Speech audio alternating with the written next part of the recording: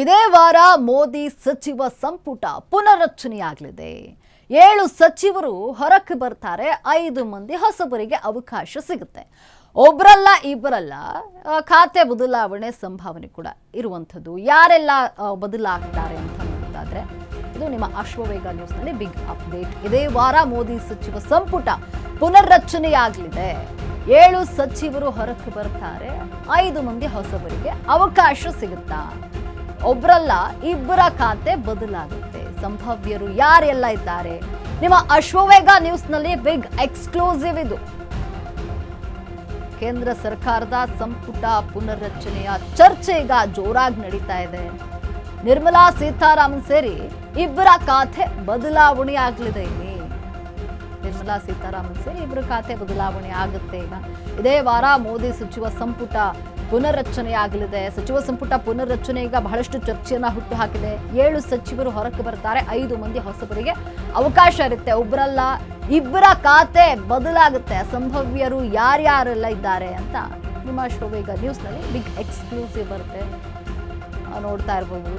ಕೇಂದ್ರ ಸರ್ಕಾರದ ಸಂಪುಟ ಪುನರ್ರಚನೆಯ ಚರ್ಚೆ ಈಗ ಜೋರಾಗಿ ನಡೀತಾ ಇದೆ. ನಿರ್ಮಲಾ ಸೀತಾರಾಮನ್ ಸೇರಿ ಇಬ್ಬರ ಖಾತೆಯನ್ನ ಇಲ್ಲಿ ಬದಲಾವಣೆ ಮಾಡಲಾಗ್ತಾ ಇರುವಂಥದ್ದು.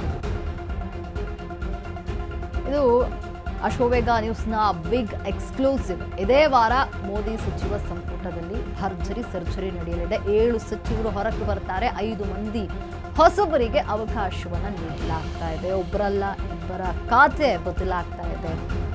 ಇದು ನಿಮ್ಮ ಅಶ್ವವೇಗ ನ್ಯೂಸ್ನಲ್ಲಿ ಬಿಗ್ ಎಕ್ಸ್ಕ್ಲೂಸಿವ್. ಏನು ಮುಂದಿನ ಚುನಾವಣೆಯನ್ನ ಗಮನದಲ್ಲಿಟ್ಕೊಂಡು ಈಗ ಮೋದಿ ಸರ್ಕಾರ ಸರ್ಜರಿ ಮಾಡ್ತಾ ಇರುವಂಥದ್ದು.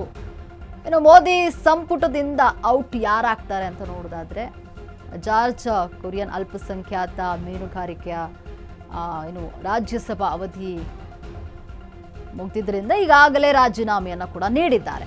ಇನ್ನು ರವಿತ್ ಸಿಂಗ್ ಕೂಡ ರೈಲ್ವೆ ಮತ್ತು ಆಹಾರ ಸಂರಕ್ಷಣಾ ಖಾತೆಯ ರಾಜ್ಯ ಸಚಿವರಾಗಿದ್ದಾರೆ. ಇವರು ಕೂಡ ಗೇಟ್ ಪಾಸ್ ಆಗುವಂಥದ್ದು.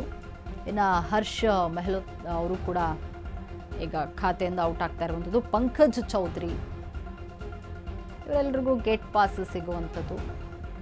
ಹರ್ದೀಪ್ ಸಿಂಗ್ ಪೂರಿ ಕೂಡ ಇಲ್ಲಿ ಅವರ ಖಾತೆಯನ್ನು ಬಿಟ್ಕೊಡ್ತಾ ಇರುವಂಥದ್ದು. BL ವರ್ಮಾ ಒಟ್ಟು 7 ಜನಕ್ಕೆ ಇಲ್ಲಿ ಖಾತೆಯಿಂದ ತೆಗೆಯಲಾಗ್ತಾ ಇದೆ.